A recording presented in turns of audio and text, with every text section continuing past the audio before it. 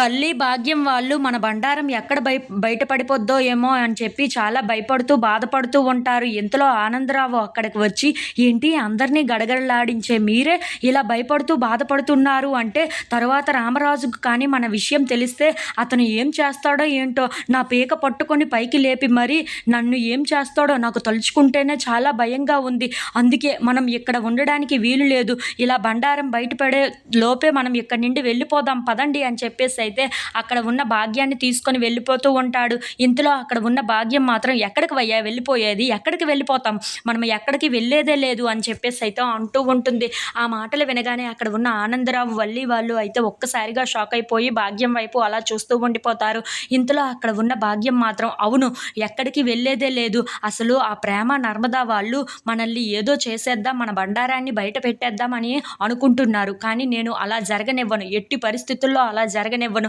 రేపే ఆ వ్రతాన్ని జరిపించాలి అని, మన బండారాన్ని బయట పెట్టాలని వాళ్ళు అనుకుంటున్నారు. కానీ నేను అలా ఎప్పటికీ కానివ్వను. రేపే వాళ్ళ బండారాన్ని నేను బయట పెట్టి అసలు సంగతి ఏంటో తేల్చేస్తాను. నా కూతురు జోలికి వస్తే ఎలా ఉంటుందో వాళ్ళకి గడగడలాడించే విధంగా చేస్తాను నేను" అని చెప్పేసి అయితే అక్కడ ఉన్న ఆనందరావుకి, వల్లికి చెప్తూ ఉంటుంది. "అయినా నా కూతురు జోలికి వస్తే ఎలా ఉంటుందో వాళ్ళకి రేపు రుచి చూపిస్తాను కదా! అప్పుడు నా సంగతి, నా కూతురు సంగతి పూర్తిగా వాళ్ళకి అర్థమవుతుంది" అని చెప్పేసి అయితే అంటూ ఉంటుంది. ఆ మాటలు వినగానే అక్కడ ఉన్న వల్లికైతే చాలా ధైర్యం వస్తూ ఉంటుంది. ఇంతలో అక్కడ ఉన్న భాగ్యం మాత్రం, "అవును, ఈసారి నా ఫ్యామిలీ జోలికి వస్తే వాళ్ళకి ఎలా ఉంటుందో నేను తెలియచేయాలి. నా కూతురు జోలికి వస్తే ఎలా ఉంటుందో, ఈసారి ఆ వల్లి జోలికి వెళ్ళకూడదు అన్న విషయంలో ఉండేటట్లు నేను చూసుకుంటాను. రేపు వాళ్ళ సంగతి ఏంటో నేను పని పడతాను" అని చెప్పేసి అయితే అంటూ ఉంటుంది. ఆ మాటలు విని అక్కడ ఉన్న వల్లి అయితే, "ఎస్ అమ్మా, అవునమ్మా, మనం ఎలాగైనా సరే వాళ్ళ గురించి ఏదో ఒకటి తెలుసుకొని వాళ్ళ బండారాన్ని కూడా బయట పెట్టాలి" అని చెప్పేసి అయితే అంటూ ఉంటుంది.